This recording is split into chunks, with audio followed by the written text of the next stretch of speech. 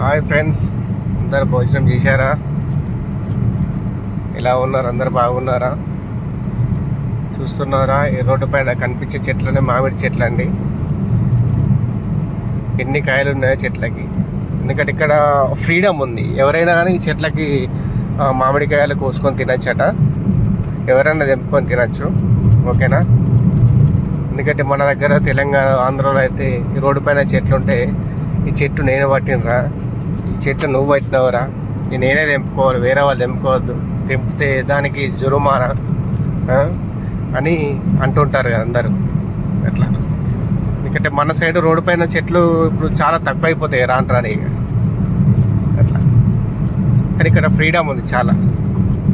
ఓకేనా ఫ్రెండ్స్?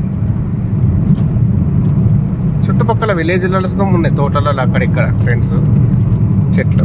ఎవరైనా తెంపుకొని తినచ్చు. బాయ్.